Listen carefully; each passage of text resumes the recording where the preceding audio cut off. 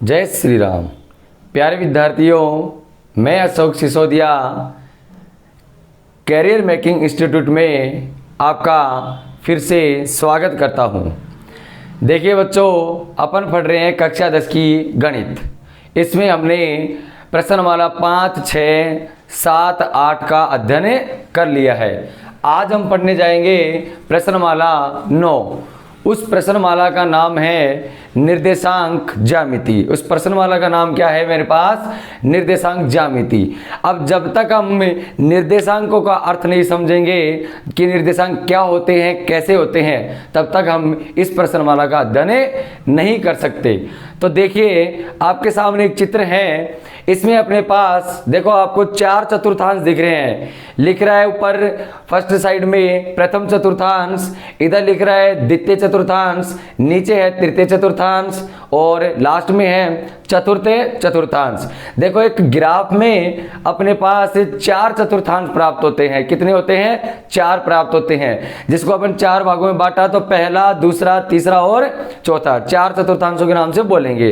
इनमें क्या होता है कि पहले चतुर्थांश में यह आपको दिख रहा है प्लस कोमा प्लस। इसका मतलब है कि यहां पर x का मान भी क्या रहने वाला है? प्लस का।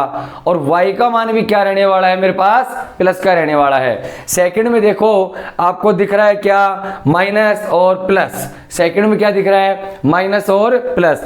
इसका मतलब ये हुआ कि x का जो मान नेगेटिव रहेगा, जो x का ऋणात्मक मान है, वो सेकंड में रहेगा, और y का पॉजिटिव, ये दोनों एक साथ अपने पास किस में रहेंगे? सेकंड में रहेंगे। थर्ड में देखिए, माइनस कोमा माइनस लिख रहा है। इसका मतलब x भी माइनस का है और y भी माइनस का है। वो दोनों के दोनों कौन से चतुर्थांश में रहेंगे? तृतीय चतुर्थांश में रहेंगे। और चतुर्थ चतुर्थांश मेरे पास है कि प्लस कोमा माइनस। तो x का मान तो पॉजिटिव रहेगा और y का मान क्या रहेगा? मेरे पास नेगेटिव। तो यहां ध्यान से देखना, आपके सामने 4 चतुर्थांश दिख रहे हैं। ये अच्छे से समझ में आ गया होगा। तो अब देखते हैं इस चित्र के बाद, ये जो आपने चित्र में देखा कि प्लस प्लस है, प्लस माइनस, माइनस माइनस और माइनस प्लस क्या होते हैं। तो यहां देखिए, अब मैं आपको थोड़ा सा समझाता हूं कि ध्यान से सुनना। निर्देशांक 2 होते हैं। एक तो होता है x अक्ष का, एक होता है किसका निर्देशांक? x अक्ष का निर्देशांक, और एक होता है मेरे पास y अक्ष का निर्देशांक। किसका होता है? y अक्ष का निर्देशांक। तो देखिए बच्चों, ध्यान से सुनना। जो आपने उस चित्र में देखा प्लस कोमा प्लस, इसका मतलब ये होता है कि x की वैल्यू भी पॉजिटिव और y की वैल्यू भी पॉजिटिव। और एक बात याद रखना, जब भी अपन ग्राफ में अंकित ऐसे नाम करने जाएं तो पहला मान x का होता है और दूसरा मान किसका होता है? y का होता है। देखिए, तो इसका मतलब क्या हुआ? अगर दोनों ही माइनस हैं तो इसका मतलब x की वैल्यू भी माइनस की है और y की वैल्यू भी माइनस की है। उदाहरण के तौर पे अपन ले ले कि एग्जाम्पल अपन ने लिया कि 3,4, तो बताएंगे x की वैल्यू तो क्या है मेरे पास? 3, और y की वैल्यू क्या है मेरे पास? 4 है।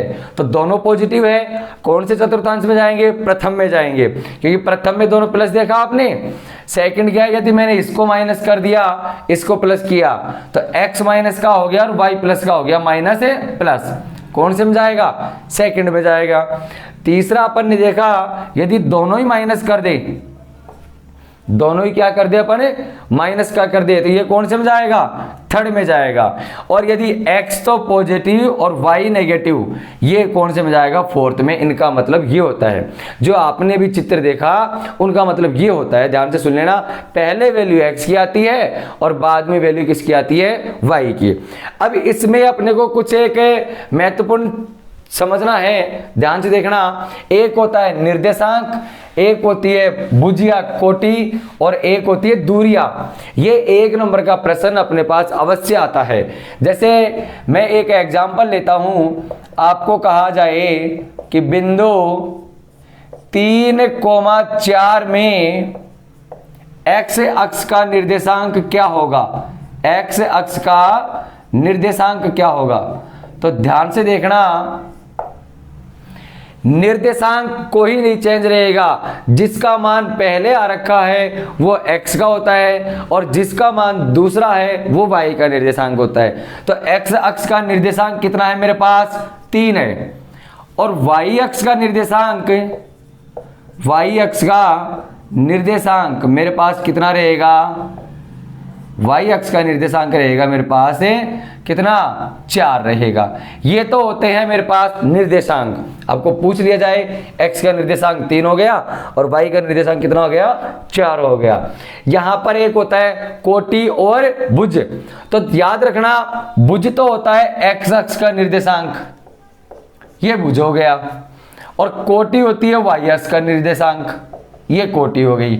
ठीक है, आपको पूछ लिया जाए कि बिंदु 3,4 में भुज क्या है, तो भुज तो होता है x अक्ष का निर्देशांक और कोटि होती है y अक्ष का निर्देशांक। अब नेक्स्ट आपको इसी में पूछ लिया जाए कि बिंदु 3,4 में x अक्ष से दूरी क्या है, और दूसरा पूछ लिया जाए y अक्ष से दूरी, क्या पूछा जाए, y अक्ष से दूरी आपको पूछा जाए। तो ध्यान से सुनना, दूरियों में क्या होता है, थोड़ा सा परिवर्तन होता है। अब देखते हैं कैसे आएगी दूरियां। दूरियां क्या कहती है, इधर देखना ध्यान से कि x अक्ष से दूरी, मेरे पास बिंदु क्या है, 3, 4 है। माना मैंने ग्राफ में ये 0 है, ये x है और ये y, ये x डैश और ये y डैश, तो 1 2 3 1 2 3 -1 और ये ऐसा कुछ मैंने लिख दिया। मान क्या है मेरे पास, 3,4 है, तो x की वैल्यू 3 यहां मिलेगी और y की वैल्यू 4 यहां मिलेगी, यानी कि मेरे पास ये वाला आ गया, क्या आ गया मेरे पास 3,4, ये वाला पकड़ में आ गया। अब देखो क्या पूछता है, ऐसे समझ में नहीं आएगा डायरेक्ट, क्या पूछा इसने, बिंदु 3,4 में x अक्ष से दूरी क्या होगी और y अक्ष से दूरी क्या होगी।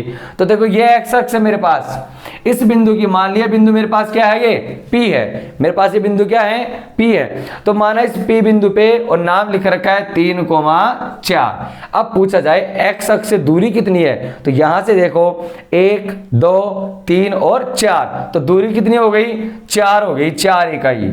और y अक्ष से दूरी पूछी जाए तो 1 2 3, तो कितना हो गया, 3 हो गया। तो y अक्ष से दूरी 3 और x अक्ष से दूरी कितनी हो जाएगी मेरे पास 4। तो ये बात याद रखना, निर्देशांक तो जो पहले आता है वही रहेगा, दूरियां चेंज हो जाती है। दूरी में क्या होता है, जो x अक्ष का निर्देशांक होता है वो y की दूरी होती है, y अक्ष से क्या रहती है मेरे पास, दूरी रहती है। देख लो y अक्ष से दूरी 3 ही आई है ना, तो y अक्ष से दूरी रहती है, और जो y अक्ष का निर्देशांक रहता है वो x अक्ष से दूरी रहती है, क्या रहती है, x अक्ष से दूरी कितनी है। तो ध्यान रखना बच्चों, ये 1 नंबर का प्रश्न है, हर बार पूछता है और ये प्रश्न जरूर आ सकता है अपने पास। तो दूरियां भुज हो गई, दूरी हो गई और मेरे पास निर्देशांक ज्ञात हो गए। ये अपनी भूमिका है इस प्रश्न वाला की, जिसका नाम है निर्देशांक ज्यामिति। तो निर्देशांकों का अर्थ अपने को पता लग गया। ठीक है, अब चलते हैं आगे, ये अपने कुछ प्रस्तावना कंप्लीट होती है। अब इसके अपन फॉर्मूले देखते हैं। इस नवी प्रश्नावली में निर्देशांक ज्यामिति में कुछ फॉर्मूले अपने पास काम आने वाले हैं। तो देखिए अपन पहले फॉर्मूले लिखते हैं, ध्यान से सुनते जाना और समझते जाना। पहला फॉर्मूला है मेरे पास, दो बिंदुओं के मध्य की दूरी, दो बिंदुओं के मध्य की दूरी। तो देखना ध्यान से, दो बिंदुओं की मध्य की दूरी का फॉर्मूला होता है √x2 माइनस x1 का whole square plus y2 minus y1 का होल स्क्वायर। देखो ये कैसे फॉर्मूला काम आता है, जब अपने पास दो बिंदु है, मान लिया दो बिंदु A और B है, ये मेरे पास क्या है, दो बिंदु है। ठीक है, दो बिंदु है A और B। अब इनके मध्य की दूरी पूछा जाए, मान लिया x का निर्देशांक आपको दे दिया x1 y1, इस A बिंदु का निर्देशांक, और B का निर्देशांक दे दिया x2 y2। उदाहरण के तौर पे दिया, जैसे दिया 1 और 2, इधर दे दिया मान लो 3 -3 और -4, ऐसा कुछ दे दिया। तो ध्यान रखना, आपको जो बिंदु दिए जाएंगे A और B, प्लस के भी आ सकते हैं या माइनस के भी आ सकते हैं, ऐसा कोई जरूरी नहीं है, क्योंकि निर्देशांक हमने सारे पढ़े हैं, प्लस माइनस दोनों पढ़े हैं ना। तो देखो ध्यान से देखना, ये आपको निर्देशांक दे दिया। अब कहा जाए कि इन दोनों बिंदुओं के मध्य की दूरी ज्ञात कीजिए। तो मैंने आपको पहले बताया कि इस कोष्टक के अंदर आने वाली जो भी संख्या है, इसमें पहला तो रहता है x अक्ष का निर्देशांक और दूसरा रहता है y अक्ष का निर्देशांक। तो ध्यान से सुनो, x y, ये भी एक्स वाई, लेकिन डबल आ गए तो मैं इनको नाम दे दिया x1 y1 और इसको नाम दे दिया x2 y2। तो ये फॉर्मूला अपने यहां काम आ जाएगा। x2 क्या है मेरे पास -3, x1 क्या है मेरे पास 1, y2 क्या है मेरे पास -4 और y1 क्या है मेरे पास 2। यहां रख देंगे तो अपने पास इन दोनों बिंदुओं के मध्य की दूरी आ जाएगी, कितनी दूरी है। ठीक है, तो ये अपना दूरी का फॉर्मूला कंप्लीट होता हुआ। नेक्स्ट अपने पास फॉर्मूला एक है, देखो दूरियों के बाद एक फॉर्मूला आता है विभाजन सूत्र। क्या रहता है मेरे पास, विभाजन सूत्र काम आता है। तो विभाजन सूत्र क्या है, इसमें ए नंबर आता है अंतः विभाजन। क्या आएगा, अंतः विभाजन। तो देखना ध्यान से, अंतः विभाजन क्या होता है। अंतः विभाजन में फॉर्मूला क्या बनेगा, x बराबर m1 x2 plus m2 x1 बटे m1 प्लस m2 और y का मान होता है m1 y2 plus m2 y1 बटे m1 प्लस m2। ये तो अंतः विभाजन के होते हैं। और b आता है मेरे पास बाह्य विभाजन। क्या होता है मेरे पास बाह्य विभाजन, आपको सवाल में देगा लिखा हुआ।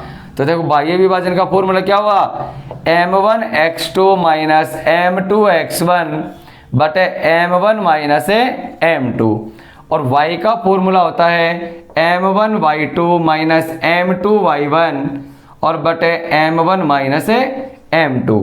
तो देखिए ये होता क्या है, ये कब काम आते हैं, क्या पता लगता है कि विभाजन सूत्र दे रखा है। तो ध्यान से देखिए, और ये m1 m2 नया जुड़ गया, ये क्या होता है मेरे पास। अब देखो जैसे मैंने एक रेखाखंड लिया, ये है मेरे पास a और ये मेरे पास कितना b है। ठीक है, अब सवाल कहा जाए कि एक रेखाखंड AB जिसके निर्देशांक x1 y1 और x2 y2 है। ठीक है, x1 y1 आ गया, x1 ये रहा, y1 ये रहा, x2 ये रहा, y2 ये रहा, ये काम आ जाएंगे।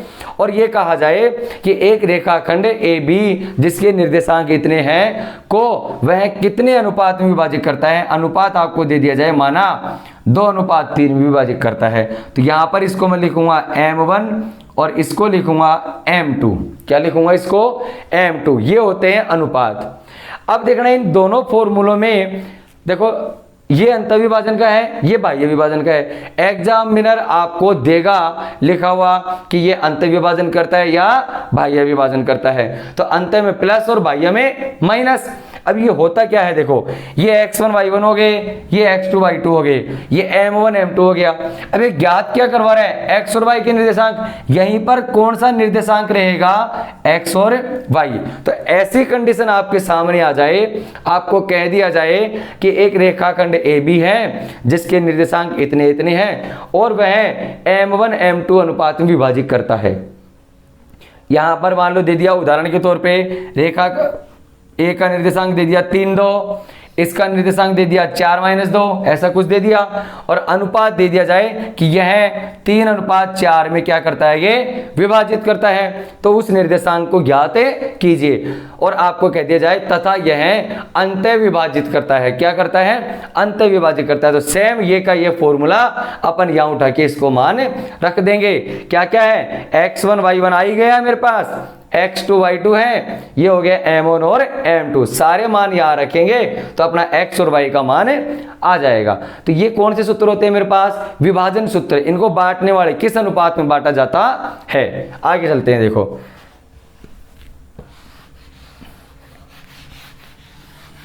तो देखिए इसके बाद तीसरा फॉर्मूला आता है मेरे पास मध्य बिंदु के निर्देशांक।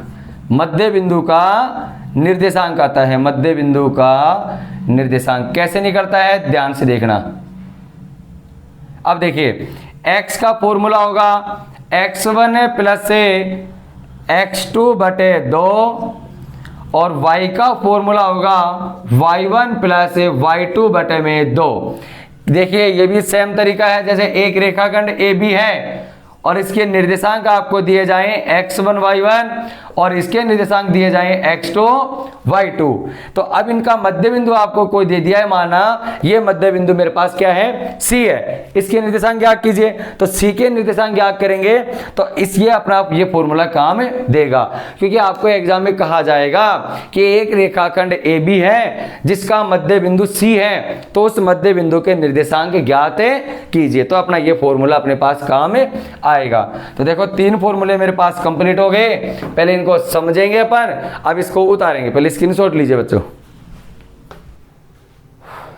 तो देखिए बच्चों, ये अपने पास 3 फॉर्मूले कंप्लीट हो गए। अब नेक्स्ट फॉर्मूले की तरफ चलते हैं। अभी अपन फॉर्मूले को समझेंगे ढंग से, फिर प्रश्न वाला की ओर बढ़ेंगे। तो देखिए अपने 3 फॉर्मूले कंप्लीट हो गए। चौथा फॉर्मूला क्या होता है अपने पास, नंबर 4 है कि यदि बिंदु P है, माना XY है, इसके निर्देशांक कितने हैं, XY। यदि किसी रेखाखंड को, यदि बिंदु P, ये बिंदु है मेरे पास, यदि बिंदु P किसी रेखाखंड AB को K अनुपात 1 में विभाजित करता है। किसमें, K अनुपात में विभाजित करता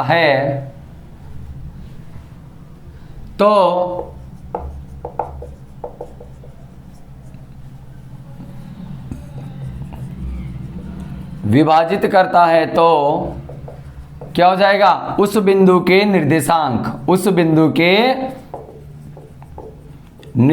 क्या होंगे। ध्यान से देखना, सवाल ने क्या कहा कि यदि एक बिंदु P है जो किसी रेखाखंड को K अनुपात 1 के अनुपात में विभाजित करता है, तो उस बिंदु के निर्देशांक क्या होंगे, x बराबर kx2 प्लस x1 बटे k+1 और y बराबर ky2 प्लस y1 बटे k+1।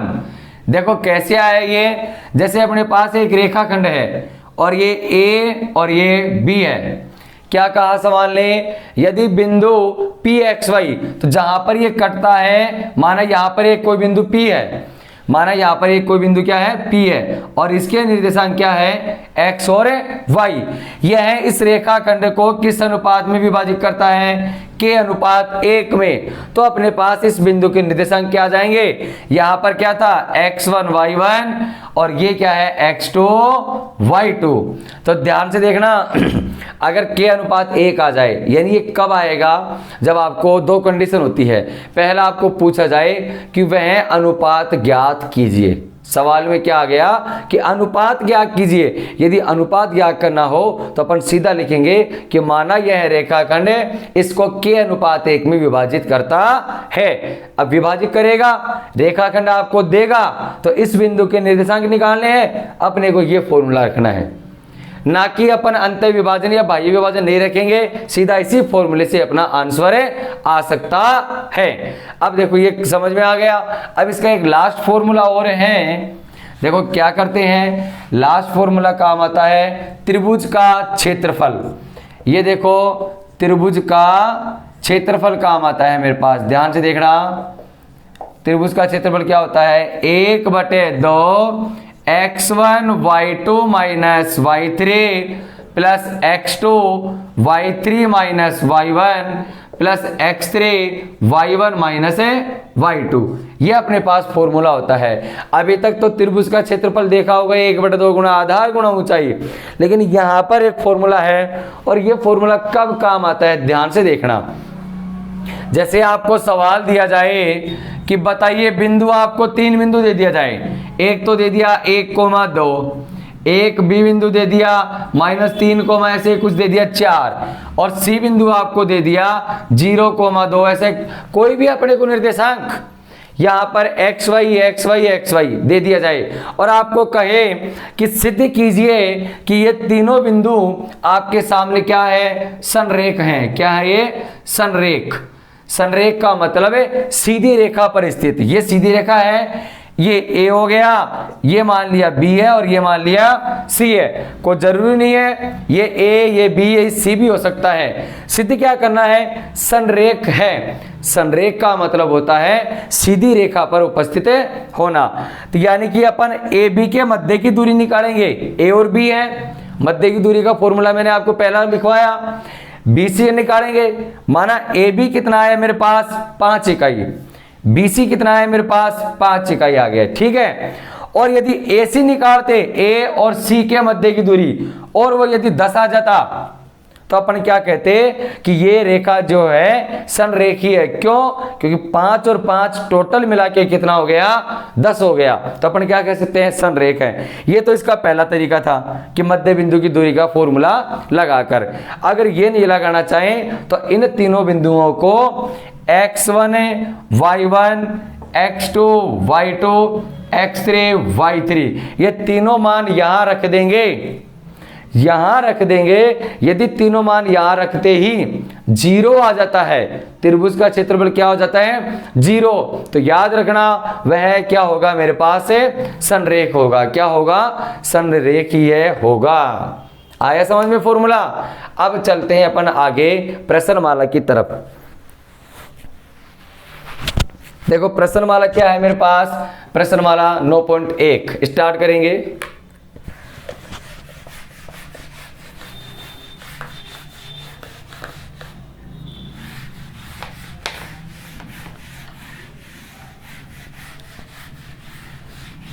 देखो अब ध्यान से सुनना, अब आपको अच्छे से समझ में आ गया होगा कि निर्देशांकों को कैसे ज्ञात किया जाता है और निर्देशांक कैसे बनाया जाता है। फॉर्मूले मैंने आपको लिखवा दिए।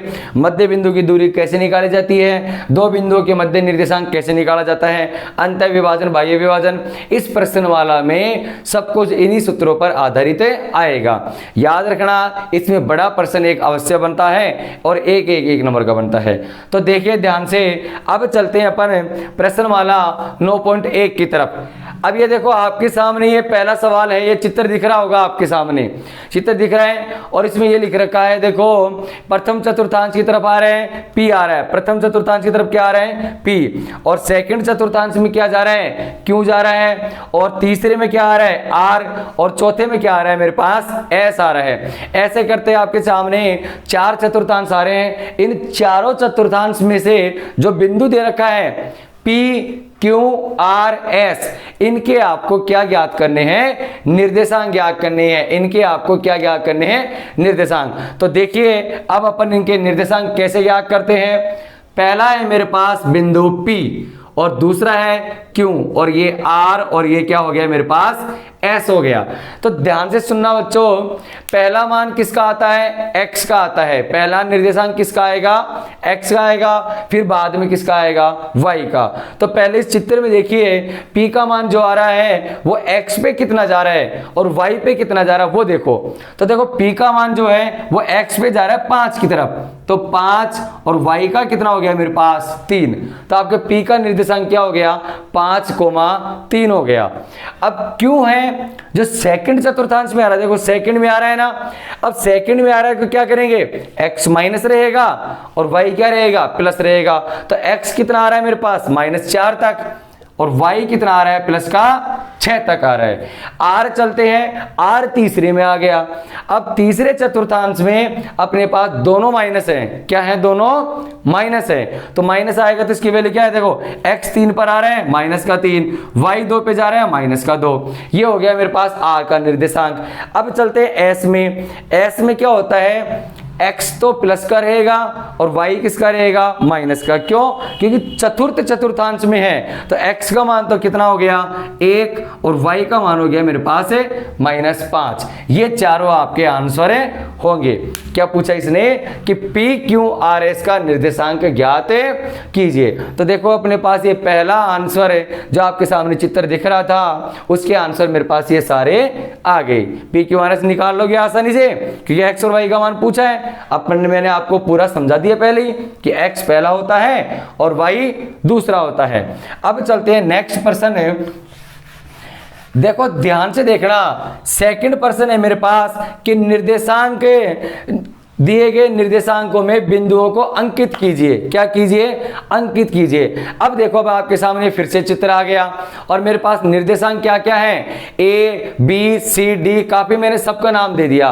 क्या नाम दिया कि ए पे मेरे को नाम दे रखा है, देखो इस चित्र में आपको दिख रहा है, ए दिख रहा है, बी दिख रहा है, सी है, डी है, ई है और एफ है, क्योंकि अपने पास इन्हीं को सबको याद करना था। तो ए में तो अपने पास आया था क्या, 1,2, ए में क्या आया था मेरे पास 1,2 आया था। यानी अब ध्यान से सुनना कि 1,2 दोनों पॉजिटिव है, तो आपको चित्र में दिख रहा है क्या, 1 और 2 दोनों पॉजिटिव पहले चतुर्थांश में। सेकंड क्या था मेरे पास, -1 और 3, तो देखो सेकंड में आ गया x का मान -3 आ गया और y का मान पॉजिटिव 3 पे, ये आपको बी बिंदु देख रहा है। मैंने इनको नाम दे दिया a b c d e और f नाम दे दिया। c पे देखो क्या दे रखा है, -2 और -4, तो कौन से में जाएगा, तीसरे में जाएगा। तीसरे में अपने पास आ गया -2 और -4 आ गया। अच्छा, अगला है d नाम जो मैंने दिया वो आया 3 - 2 आया, कौन से में जाएगा, चतुर्थ में जाएगा। तो देखो डी नाम मैंने किस में दिया, x मान प्लस का और y मान किसका आ गया, माइनस का आ गया, 3 - 2 आ गया। अब चलते हैं आगे, ई आ गया मेरे पास 2,0। तो देखो मैंने इसको केवल रेखाखंड पे ही स्थित किया है, 2,0 क्यों किया है, क्योंकि देखो पहले मान आता है किसका, x का आता है और x का मान मेरे पास कितना है 2, तो 2 पे तो उपस्थित हो गया। y का मान कितना है 0, अब मेरे पास y मेरे पास कहीं है ही नहीं 0 जाने के लिए, वही मैं छोड़ दिया। अच्छा, आगे दे रखा है लास्ट में f 0,3, कितना दे रखा है 0,3, f का मान दे रखा है। तो देखिए f का मान क्या करेंगे कि x पे तो 0 है और y का मान जो 3 जा रहा है मेरे पास, वो क्या हो जाएगा, y का मान 3 मेरे पास कितना हो जाएगा, ऊपर y अक्ष पे स्थित हो जाएगा। तो ध्यान से सुनना, a b c d e f सारे मान मेरे पास उपस्थित हो गए। अब क्या करते हैं, अब आपको थोड़ा सा डिफिकल्ट ये लगा होगा कि ये जो बिंदु e और f है, ये 2 0 और 0 3 कहां से आया, तो ये अपन देखते हैं बच्चों, इधर ध्यान से देखना कि ये क्या आया 0 2। याद रखना कि यदि आपको दिया जाए 2,0 और याद दिया जाए 0,3, तो इस पे थोड़ा सा डिसीजन अपन लेंगे। ध्यान से देखना कि x का मान तो दे रखा है और y का मान अपने को नहीं दिया हुआ, y का मान दे रखा और x का मान नहीं दे रखा। तो एक बात दिमाग में याद रख लेना, जिसमें y का मान 0 हो गया वह बिंदु x अक्ष पर स्थित रहेगा, और जिसमें x का मान 0 हो गया इसका मतलब वह किस पे स्थित रहेगा, y अक्ष पे स्थित रहेगा। किस पे रहेगा, y अक्ष पे। तो यह अपना सेकंड सवाल अपने पास से कंप्लीट हो गया। तो बच्चों देखिए, जैसे मैंने आपको सेकंड सवाल करवाया है, जैसे आपके सामने चित्र आया वैसा ही आपको प्रश्न संख्या 3, 4 और 5 ये आपको हल करने हैं। कैसे, जैसे मैंने आपको दूसरे सवाल में आपको चित्र दिखाया, सेम ऐसे कैसे आपको ग्राफ बना के और आपको अच्छे से बिल्कुल हल करना है। तीसरे में क्या था, आयत बनेगा। तो इसको देखो, आपको बिल्कुल सोचने की जरूरत नहीं है, आप तो केवल जैसा मैंने समझाया ऐसे निर्देशांकों को अंकित करते चलिए, फिर आप इन सबको मिलाओगे तो ये स्वतः ही आयत अपने पास बनेगा। अब चलते हैं पर प्रश्न संख्या 6 की तरफ। प्रश्न संख्या 6 है मेरे पास। तो देखो प्रश्न संख्या 6 है, क्या आ रहा है मेरे पास कि निम्नलिखित बिंदुओं के मध्य की दूरी ज्ञात कीजिए। निम्नलिखित बिंदु हैं, उनके मध्य की दूरी ज्ञात कीजिए। तो पहला आपको दे रखा है क्या कि -6 7 और कौन सा है दूसरा, -1 -5। तो देखो अपन इसको हल करते हैं, ध्यान से सुनना। पहला तो आपको दे रखा है कितना, -6 7 और दूसरा दे रखा है, इसी का दूसरा है -1 और -5। अब इन दोनों के मध्य की दूरी अपन ज्ञात करेंगे। तो देखो मध्य की दूरी का सूत्र मैंने आपको लिखवाया, तो वहां काम यह आएगा। तो अपन पहले क्या कर सकते हैं, x1 मेरे पास कितना हुआ, x1 बराबर -6 और y1 बराबर मेरे पास कितना हुआ 7। x2 बराबर मेरे पास कितना है -1 और y2 बराबर कितना है मेरे पास -5 है। तो फॉर्मूला लगा देता हूं, मध्य की दूरी, मध्य की दूरी का फॉर्मूला लगाएंगे, क्या होगा x2 - x1 का होल स्क्वायर y2 - y1 का होल स्क्वायर। तो देखिए ध्यान से, x2 मेरे पास कितना आ रहा है, क्या आ रहा है मेरे पास x2 -1 -1 लगाया। आगे फॉर्मूले में मेरे पास क्या है, माइनस है। x1 कितना है मेरे पास, माइनस का 6। तो ध्यान से सुनना, ये माइनस का 6 यहां जाएगा तो माइनस माइनस क्या बन जाएंगे, प्लस, और ये क्या लग रहा है मेरे पास, स्क्वायर। y2 क्या है मेरे पास, -5, और आगे माइनस लग रहा है। y1 क्या है, 7, कोई दिक्कत नहीं है। अब आगे देखते हैं क्या करेंगे। 6 में से 1 गया तो 5 का स्क्वायर, 7 और 5 कितने होते हैं, -12 का स्क्वायर, 5 25 हो गया, और 12 का स्क्वायर कितना हो गया, 144। अब ये माइनस कहाँ गया, माइनस का मैंने क्या कर दिया, स्क्वायर कर दिया। तो अब दोनों को ऐड करूंगा, कितना आएगा, 169, और 169 का अंडर रूट कितना हो गया मेरे पास, 13। तो क्या लिखोगे, मध्य की दूरी बराबर 13 इकाई मेरे पास आंसर आ गया। तो ये पहला सवाल मेरा कंप्लीट हो गया। स्क्रीनशॉट लीजिए बच्चों। तो देखिए ये पहला अपने पास हो गया। अब देखो ध्यान से, अपने सामने ये पर्सन जो लिखा हुआ है, पहला और एक मैंने लिया तीसरा, इसका जो दूसरा है सेम इसकी तरह ही होगा। इसका तीसरा मैं आपको हल कराता हूं, ध्यान से देखना क्या है। ये अपने पास एक सवाल है, 8t1 स्क्वायर प्लस 2at1, और नेक्स्ट इसका 8t2 स्क्वायर 2at2। ध्यान से देखना क्या दे रखा है, सेकंड 8t1 का स्क्वायर 2at1 और 8t2 का स्क्वायर और 2at2 हो गया।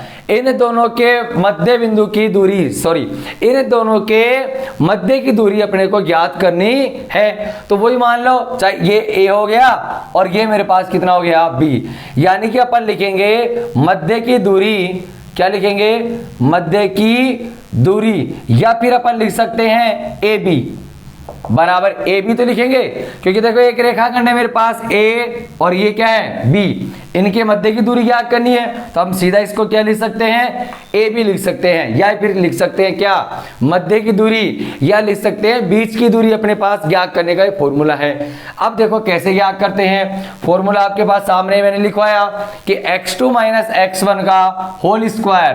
तो ध्यान से देखना, x1 y1 x2 y2, तो x2 - x1 8t2 का स्क्वायर माइनस 8t1 का स्क्वायर, 8t1 का स्क्वायर प्लस y2 - y1 का होल स्क्वायर लगा दिया मैंने।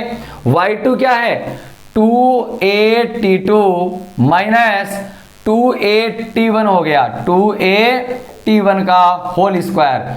अब ध्यान से देखना इसमें क्या परिवर्तन होता है। इधर देखिए, जैसे यहां पर a माइनस बी का होल स्क्वायर है, तो यहां देखो दोनों में a कॉमन आ रहा है, a कॉमन आ रहा है, तो मैं ये कर सकता हूं a स्क्वायर। फिर मेरे पास अंदर बचा क्या, कि a माइनस बी का whole square, a minus b का होल स्क्वायर। तो देखना मैं इसको ऐसे कर दूं, t2 - t1 का होल स्क्वायर है, यानी डबल बार है, ये क्या है मेरे पास, डबल बार। तो देखो क्या करते हैं, t2 माइनस t2 का स्क्वायर माइनस बच गया मेरे पास है t1 का स्क्वायर, और प्लस इन दोनों में 2 कॉमन लेंगे तो स्क्वायर होके बाहर आएगा और बनेगा मेरे पास 4, और ये बन गया अंदर है a भी बाहर आ गया, a भी बाहर आया तो a स्क्वायर हो गया, और फिर मेरे पास बच गया क्या, t2 - t1 का होल स्क्वायर। अब देखिए क्या करते हैं अपन, ध्यान से देखना, यहां पर a स्क्वायर में दोनों में कॉमन लिया, a स्क्वायर मैंने दोनों में क्या लिया, कॉमन लिया है। यहां पर स्क्वायर लग रहा है, देखो ध्यान से देखना, a स्क्वायर मैंने कॉमन लिया तो क्या करेंगे, a स्क्वायर कॉमन लेंगे तो ये मेरे पास कॉमन आ गया। अब याद देखो, a square minus b square, मैं अंदर ये लिख सकता हूं, एक बार प्लस में एक बार माइनस में। तो एक बार तो प्लस कर दिया और एक बार क्या कर दिया, माइनस कर दिया, t2 - t1 कर दिया ना। यहां देखना थोड़ा सा परिवर्तन मिलेगा, a square minus b square, इसको नहीं देखना भी, a square minus b square, यानी एक बार प्लस में और एक बार माइनस में। फॉर्मूला होता है ना मेरे पास, a square minus b square बराबर a प्लस बी और a माइनस बी। तो देखो अब लेकिन यहाँ स्क्वायर लग रहा था तो मैं यहाँ भी क्या लगा दूंगा स्क्वायर, यहाँ भी क्या लग जाएगा मेरे पास स्क्वायर लग जाएगा, प्लस 4 का 4 उतार दिया क्योंकि मैंने ए स्क्वायर तो बाहर ले लिया। अब ये जो है ना ये डबल बार है, यानी मैं इसको ऐसे लिख सकता हूं T2 माइनस T1 का होल स्क्वायर। ठीक है, यहां तक कोई दिक्कत नहीं। अब देखना ए स्क्वायर मेरे पास था पहले से ही, रहने दो इसको। अब इसमें ये बड़ा कोष्टक है मेरे पास, इसमें और इसमें इन दोनों में क्या कॉमन आ रहा है, ध्यान से देखना T2 माइनस T1 का होल स्क्वायर, ये भी होल स्क्वायर है तो मैं क्या कर दूंगा T2 माइनस T1 का होल स्क्वायर मैंने कॉमन लिया और यहां बच गया मेरे पास क्या T2 प्लस में T1 का होल स्क्वायर और माइनस में क्या बच जाएगा, वो प्लस में क्या बच जाएगा मेरे पास है 4 बच जाएगा। देखो क्या किया मैंने, यहाँ पर एक पद है और ये दूसरा पद है, इन दोनों पदों में T2 माइनस T1 मेरे पास क्या आ गया कॉमन आ गया। लेकिन इसके भी क्या लग रहा है स्क्वायर, इसके भी क्या लग रहा है स्क्वायर, और मैंने स्क्वायर ही कॉमन ले लिया तो यहाँ बच गया प्लस वाला, ये बच गया केवल और केवल 4 बच गया। अब आगे देखो क्या करते हैं, ए स्क्वायर का रूट कितना होता है ए, इस स्क्वायर का रूट क्या होगा T2 माइनस T1 कंप्लीट। फिर मैंने क्या लगा दिया वापस रूट लगा दिया क्योंकि इनका तो रूट हो ही गया। इसको खोलते हैं a प्लस बी का होल स्क्वायर, तो यानी ए स्क्वायर T2 का स्क्वायर प्लस T1 का स्क्वायर, और नहीं ऐसे भी नहीं करते, अपना तो आंसर आ गया, क्या करेंगे अपन इसको खोल के देखो क्या हो गया, अपन इसको लिख सकते हैं सीधा T2 प्लस में T1 का होल स्क्वायर और प्लस में 4, ये मेरे पास आ गया मध्य की दूरी। आगे आपको इसको हल करने की कोई आवश्यकता नहीं है, देखो बिल्कुल सिंपल सवाल था। ये मेरे पास x1 y1 x2 y2 यहां मैंने लगाया और इसको हल किया तो मेरे पास यह आंसर पकड़ में आ गया क्या a T2 माइनस T1 और T2 प्लस T1 का होल स्क्वायर प्लस में 4, ये मेरा आंसर प्राप्त हुआ। ये हो गया मेरे पास है छठे का दूसरा सवाल हो गया मेरे पास। देखो अब क्या करते हैं, अब इसको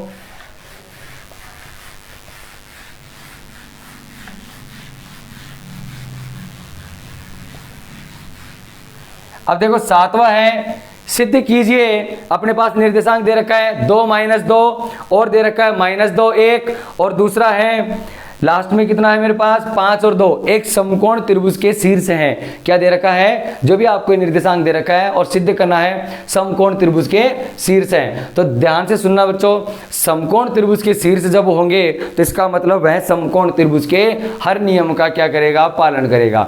और समकोण त्रिभुज में कौन सी प्रमेय लगती है, एक प्रमेय लगती है बोधायन प्रमेय, जिसको बोलते हैं अपन कर्ण स्क्वायर बराबर आधार स्क्वायर प्लस में लंब स्क्वायर। तो ध्यान से देखना, अब आपके सामने देखो ये चित्र बना हुआ है, ये मैंने समकोण त्रिभुज का जो शीर्ष दे रखा है अपने आपके सामने, तीनों शीर्ष है ये मैंने आपके सामने बना दिए। तो क्या क्या है देखना, a का मान है मेरे पास कितना है 5,2, a का मान कितना है मेरे पास 5,2, और b का मान मेरे पास कितना दे रखा है, b का मान कितना आएगा, b का मान आएगा मेरे पास है -2 और (1), और c का मान आएगा कितना 2 - 2। तो देखिए 3 निर्देशांक अपने पकड़ में आ गए, और ये पूछा क्या है समकोण त्रिभुज के निर्देशांक। अभी तीनों निर्देशांक पकड़ में आ गए, अब इनको अपन सिद्ध कर लेंगे। तो देखो चित्र में आपने देख ही लिया 3 निर्देशांक थे, सिद्ध करना है कि समकोण त्रिभुज है या नहीं। अब करते हैं, देखो इसको हल आगे क्या क्या है 2 - 2 1 और 5 2। अब देखो क्या करेंगे, समकोण त्रिभुज आपके सामने बना, इसमें 3 भुजाएं होंगी, तो तीनों भुजाओं के पहले मध्य की दूरी अपन निकालेंगे। तो पहले निकालेंगे अपन ए बी, यहां से हल करेंगे, ये हो गया मेरे पास हल। अब हल में क्या करेंगे, ए का निर्देशांक पकड़ में आया, बी आ गया और मेरे पास कितना आ गया सी आ गया। तो पहली कंडीशन तो निकालूंगा मैं ए बी, पहले क्या निकालूंगा ए बी का मान निकालूंगा। तो कैसे निकालूंगा, देखो ध्यान से, ए और बी है ना, ए और बी के मध्य की दूरी मेरे को निकालनी है, ए और बी के मध्य की दूरी निकालनी है। तो क्या करूंगा, ए का मान x1 y1, बी का मान x2 y2। देखो मैं क्या लिखा, ए का मान तो हो गया 5 2 और बी का मान हो गया -2 1, हो गया ना। तो ये हो गया x1 y1, ये हो गया x2 y2। अब ये फॉर्मूला यहां रख देंगे तो ए बी का मान मेरे पास है आ जाएगा। क्या करेंगे कि देखो x2 minus x1 minus 2 minus 5 का whole square plus y2 minus y1 1 minus 2 का होल स्क्वायर। कितना आया 5 और 2 7 होते हैं, 7 का स्क्वायर और 2 में से 1 गया तो 1 होता है 1 का स्क्वायर। 7 7 49 प्लस 1 का स्क्वायर 1 कितना आ गया रूट 50 आ गया। कितना आ गया मेरे पास है अंडर रूट 50। अगर अंडर रूट 50 का रूट निकाल सकते हो तो निकाल देंगे, नहीं तो यहां अपन इसको छोड़ देंगे। अब सेकंड कंडीशन है मेरे पास BC निकालना, तीनों का निकालना है बारी बारी। 3 बुझाएं मैंने चित्र में दिखाई आपको, ए बी है, एक BC है और एक क्या है AC है। तो देखो पहले BC निकालूंगा अब, और BC का फॉर्मूला क्या होगा, फॉर्मूला सबका वही रहेगा। और क्या करेंगे अपन,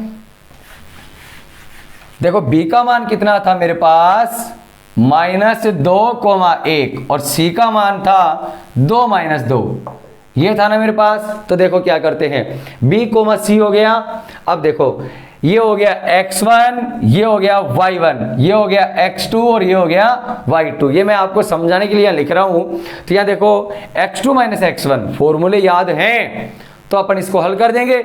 x2 माइनस x1 2 और माइनस फॉर्मूले में है, लेकिन x1 किसका है माइनस का ही, तो मैं प्लस कर दिया 2 और 2 का square. y2 minus y1, y2 कितना है -2 और y1 कितना है मेरे पास -1 का होल स्क्वायर। 2 दूनी 2 और 2 4, 4 का स्क्वायर 16 है, 2 और 1 3, 3 का स्क्वायर 9, 16 और 9 कितने होते हैं 25, 25 का वर्गमूल कितना हो गया 5, 50 का भी निकाल दे कितना होगा 5 अंडर रूट 2, कितना हो गया 5 रूट 2। अब ए बी कंप्लीट हो गया, BC कंप्लीट हो गया, तीसरा मेरे पास बच गया AC। तीसरा मेरे पास क्या बच गया AC बच गया। अब AC देखो कैसे निकालते हैं, AC निकालने जाऊंगा तो यहां देखना AC बराबर वही रूट आएगा मेरे पास, AC बराबर रूट आएगा ना। तो AC देखो A और C x1 y1 x2 y2, तो x2 कितना है 2, x1 कितना है 5, 2 - 5 का होल स्क्वायर प्लस -2 को -2 और -2 का होल स्क्वायर। 2 में से 5 गया तो माइनस का 3, माइनस के 3 का स्क्वायर प्लस का 9, 2 और 2 4, 4 का स्क्वायर 16, 16 और 9 कितने होते हैं 25 और 25 का वर्गमूल कितना आ गया मेरे पास 5। तो देखो सवाल ने क्या कहा है कि सिद्ध कीजिए कि ये तीनों जो बिंदु हैं किसी समकोण त्रिभुज के शीर्ष हैं। तो देखो समकोण त्रिभुज में एक बात मैं आपको बता दूं कि समकोण त्रिभुज में एक भुजा होती है कर्ण, एक लंब और एक आधार होता है। तो कर्ण होती है सबसे बड़ी भुजा, कौन सी होती है सबसे बड़ी भुजा। तो इसमें और इसमें सबसे बड़ी भुजा कौन सी है 5 रूट 2 है। तो ये तो क्या हो जाएगी मेरे पास कर्ण हो जाएगी। बाकी लंब और आधार आप कोई सा भी ले सकते हैं। तो देखो ध्यान से देखना, अगर ये सिद्ध होता है बराबर आते हैं, देखो फॉर्मूला क्या है मेरे पास, समकोण त्रिभुज के लिए क्या सिद्ध होना आवश्यक है, कर्ण स्क्वायर बराबर आधार स्क्वायर प्लस में लंब स्क्वायर का होना आवश्यक है। तो देखिए अब आगे क्या करते हैं, कर्ण स्क्वायर और कर्ण मैंने बताया आपके सबसे बड़ी भुजा यही है 5 अंडर रूट 2, ए बी का स्क्वायर, ए बी स्क्वायर बराबर आधार मैंने ले लिया मान लिया BC का स्क्वायर, ये हो गया BC का स्क्वायर प्लस लंब क्या है मेरे पास AC का स्क्वायर। तो देखिए क्या करते हैं, AB मेरे पास कितनी आ गई 5 रूट 2, 5 रूट 2 का स्क्वायर, BC मेरे पास कितना है 5 का स्क्वायर और AC मेरे पास कितना है 5 का स्क्वायर। 5 रूट 2 का स्क्वायर करेंगे 25 और रूट 2 का किया 2, 25 दूनी 50 हो गया। इधर 25 इधर 25। तो ध्यान से देखना 50 प्लस 50 ये दोनों मान अपने पास क्या आ गए समान आ गए। अगर समान नहीं आते तो अपना सवाल कहीं ना कहीं क्या था ये गलत था, लेकिन यहाँ दोनों मान बराबर आ गए। इसका मतलब है ये जो तीनों शीर्ष हैं किसी समकोण त्रिभुज के क्या होंगे, ये शीर्ष होंगे। स्क्रीनशॉट लीजिए बच्चों। तो देखिए बच्चों ये प्रश्न संख्या 7 है अपनी एक कंप्लीट होती हुई। अब इसमें अपन ने क्या कहा कि किसी समकोण त्रिभुज के शीर्ष हैं, और मैं आपको फिर से बता दूं कि समकोण त्रिभुज जो होता है वो बोधायन प्रमेय पे लागू होता है। यदि बोधायन प्रमेय आपकी सिद्ध हो गई तो अपन कह सकते हैं कि यह त्रिभुज कौन सा त्रिभुज है मेरे पास है, समकोण त्रिभुज है। अब अपन करेंगे 8वां सवाल है मेरे पास, सिद्ध कीजिए जो आपको ये निर्देशांक दे रखे हैं ये किसी एक वर्ग के शीर्ष है। क्या है ये?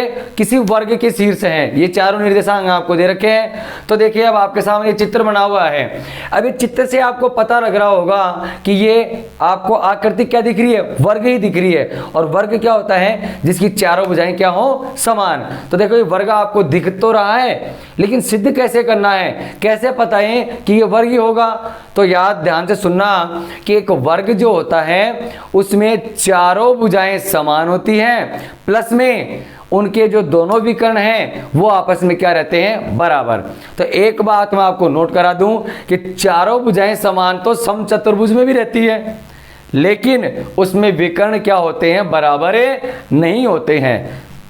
तो यहां देखो अपन हल करेंगे तो ध्यान से देखना, अपने पास a का मान कितना आ गया, a का मान कितना आ गया 8वें सवाल में 1 - 2, 1 - 2 आ गया। b का मान मेरे पास कितना आ गया, a का मान 1 - 2 आ गया। अब अपन करते हैं इसको हल। तो देखो 1 - 2 3,0 और c का निर्देशांक कितना है मेरे पास, c का निर्देशांक है 1 2 1 2 और d का निर्देशांक कितना है -1 0। किसी एक वर्ग के शीर्ष हैं तो पहले निकालूंगा मैं ए बी। तो ध्यान से देखना, पहले निकालूंगा ए बी, बी सी और सी डी निकालूंगा। ये चारों मान मेरे को आप निकालने होंगे। तो ए बी निकालूंगा तो देखिए x2 - x1 का होल स्क्वायर, 3 - 1 का होल स्क्वायर, प्लस 0 प्लस में 2 का होल स्क्वायर। तो ए बी का मान मेरे पास कितना आ गया, 3 में से 1 गया तो 2 का स्क्वायर 4 और 0 और 2 2 का स्क्वायर 4 4 और 4 कितना होता है 8 होता है। 8 का रूट कितना होता है 2√2। फिर निकालेंगे ये पहली कंडीशन। ये दूसरा है मेरे पास BC निकालना है। तो देखिए BC क्या है, x1 y1 x2 y2। x2 मेरे पास कितना है 1, x1 3 है स्क्वायर, y2 2, y1 कितना है 0 का स्क्वायर। तो BC बराबर है 1 में से 3 गया तो माइनस का 2 और माइनस के 2 का स्क्वायर प्लस का 4। क्योंकि याद रखना जब भी कोई ऋणात्मक संख्या होती है उसका यदि अपन वर्ग करते हैं तो क्या हो जाती है अपने पास धनात्मक।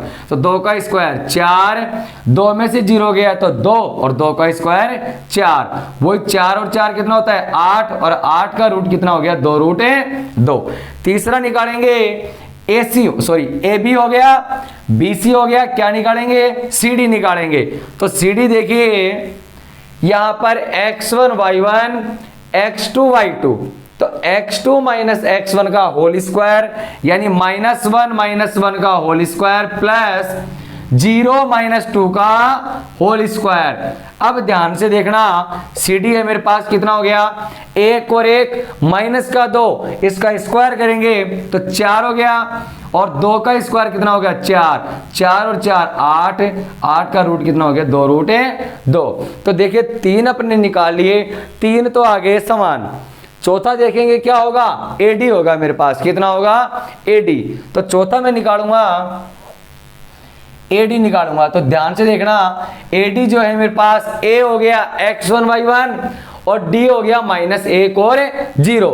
तो देखो x2 -1 -x1 कितना है 1 का स्क्वायर प्लस y2 है 0, y1 कितना है -2 यानी क्या बन जाएगा प्लस का 2 का स्क्वायर। AD बराबर है 1 और 1 2, 2 का स्क्वायर 4, 2 का स्क्वायर 4, 4 और 4 8 हो गया और 8 का रूट कितना हुआ मेरे पास है 2√2 हो गया। देखो अब ये बार बार मैं लिखता आ रहा हूं 8 का रूट 2√2 हो गया। ये होता है ऐसे है, ध्यान से देखना 2 चौक 8, 2 का भाग दिया 2 और 2 एकम, इनका जोड़ा बन गया वो तो बाहर आ गया और जो अकेला रह गया वो अंडर रूट के अंदर रह गया। इसका वर्गमूल ये होता है। अब देखते हैं क्या होगी, भुजा तो बराबर होगी, लेकिन देखो भुजा बराबर से ही पता नहीं चलता कि ये वर्ग होगा, ये समचतुर्भुज भी तो हो सकता है। लेकिन अब इसके विकर्ण निकालते हैं। क्या निकालते हैं अपन, विकर्ण निकालेंगे। तो विकर्ण मेरे पास क्या, AC, आपने चित्र में देखा होगा विकर्ण AC आ रहा है और दूसरा क्या आ रहा है, BD आ रहा है। तो पहला विकर्ण निकालूंगा, विकर्ण AC बराबर है, देखिए ध्यान से, A और C, क्या निकालेंगे अपन, A और C निकालेंगे। तो देखो क्या है मेरे पास A और C, x1 y1 x2 y2, x2 है 1, x1 है 1 माइनस 1 का whole square plus y2 minus y1 2, तो ये लगेगा माइनस, फॉर्मूले क्या लगेगा, लेकिन ये माइनस का है, किसका हो गया, प्लस का, 2 प्लस 2 का होल स्क्वायर। तो देखिए 1 में से 1 गया तो 0 का स्क्वायर 0, 2 और 2 4, 4 का स्क्वायर 16, और 16 का रूट कितना होता है, 4। यदि अगला भी 4 आ जाता है तो अपन कह सकते हैं ये किसके निर्देशांक होंगे, वर्ग के। तो देखो विकर्ण अगला क्या आएगा मेरे पास, BD आएगा। विकर्ण BD देखना, B और D, x2 माइनस x1 यानी -1 -3 का स्क्वायर, और y2 माइनस y1 0 माइनस 0 का होल स्क्वायर। तो ये हो गया -3 और 1 -4 का स्क्वायर 16, और 0 का स्क्वायर 0, 16 का रूट क्या होता है, 4। तो यहां देखो अब आपको पता लग गया कि AB बराबर BC आया, बराबर CD आया, और बराबर AD आ गया। चारों भुजा बराबर, देखो चूंकि भुजा AB बराबर BC बराबर CD और बराबर में क्या आ गई, AD, ये तो चारों बराबर में है। तथा विकर्ण भी आपके क्या क्या बराबर हुए, विकर्ण AC बराबर है विकर्ण BD आपको प्राप्त हो गई। तो ध्यान से सुनना, जिसमें भुजाएं समान आ जाए और साथ के साथ विकर्ण भी बराबर आ जाए, वह क्या होगा, एक वर्ग होगा। आपको पूछ लिया जाए कि यह चतुर्भुज का कौन सा प्रकार है, तो चतुर्भुज के सारे हैं, वर्ग भी चतुर्भुज होता है। तो आप क्या लिखोगे, चूंकि यहाँ भुजा भी समान है और विकर्ण भी समान आ गए, इसलिए यह एक वर्ग होगा। इति सिद्धम, यह आपका सिद्ध करने का आंसर पूरा समाप्त हो गया। तो बच्चों देखिए, आज हम इस वीडियो में प्रश्न संख्या 8 कंप्लीट कर लिए। अब अगली वीडियो में इसके आगे के क्वेश्चन आएंगे। यदि आपने अभी तक हमारे चैनल को सब्सक्राइब नहीं किया है तो प्लीज कैरियर मेकिंग इंस्टीट्यूट में चैनल पे जाइए और जल्दी से सब्सक्राइब कीजिए, ताकि आपको मैथ की अच्छी वीडियो आपको देखने को मिल सके। धन्यवाद।